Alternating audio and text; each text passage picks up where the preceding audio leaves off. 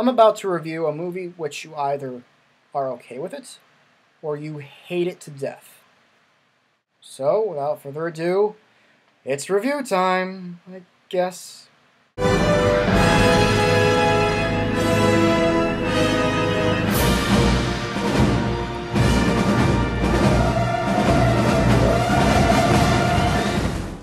Batman Forever.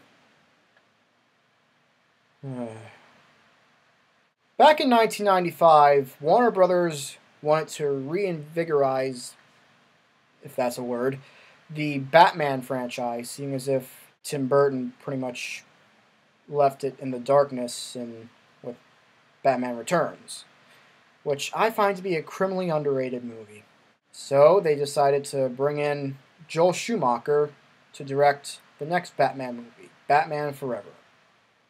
And how did it go? It's the car, right? Chicks love the car. Well, let me explain. This time we have a new Batman, Val Kilmer.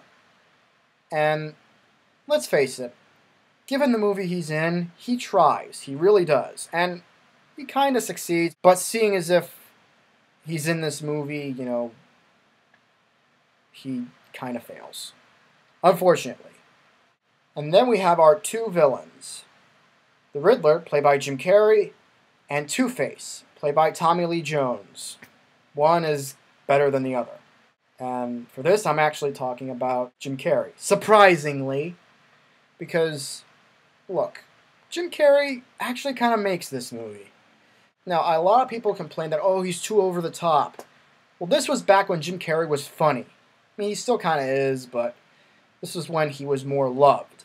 And for what he was given, he wasn't bad. He kind of adds a bit of quirkiness to the Riddler.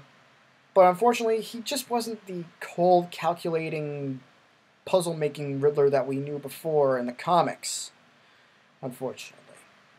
In fact, they were even going to get Robin Williams to be the Riddler, and that would have been cool because he can do a good comedic performance and a good traumatic performance. I mean, that would have been great. But instead, we got Tommy Lee Jones. Probably one of the reasons why they cast him was because he was in The Fugitive and he won an Academy Award for that role that he was in. And he was good, but let's face it, he wasn't like his character in The Fugitive. He was more like his character in Under Siege, that Steven Seagal movie that took place on a battleship, where he was more out of control, fun, energetic, just not the Tommy Lee Jones that we want to see. And then we have Nicole Kidman as Batman's new love interest, Chase Meridian, a psychiatrist who has been called to Gotham to do a profile on Two-Face. Now, Nicole Kidman is a very talented actress. She really is. And quite good looking. But sadly, she has nothing to do in this movie but look good. And that's a shame, because she is a very good actress. She really is. But she has nothing to do in this movie but look nice. Oh well. And of course, we have Chris O'Donnell as Robin. Now, Val Kilmer and Chris O'Donnell had great chemistry as Batman and Robin. But considering the movie that they were in, it's just, they kind of failed. But this movie is still eons better than Batman and Robin because it has points in it that are dark. Which is good, because that's what Batman is, dark! Not campy, not fun, not, clownish.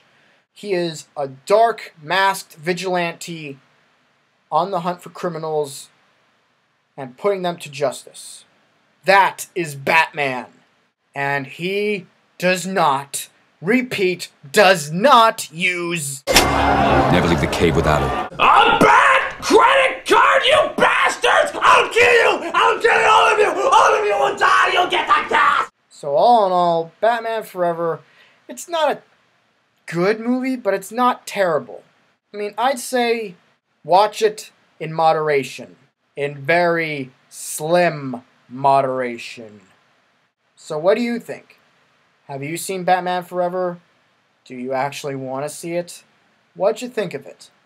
Let me know in the comments below. And as always, if you like what you've seen here, then feel free to press the like button, add this video to your favorites, and maybe even subscribe if you want.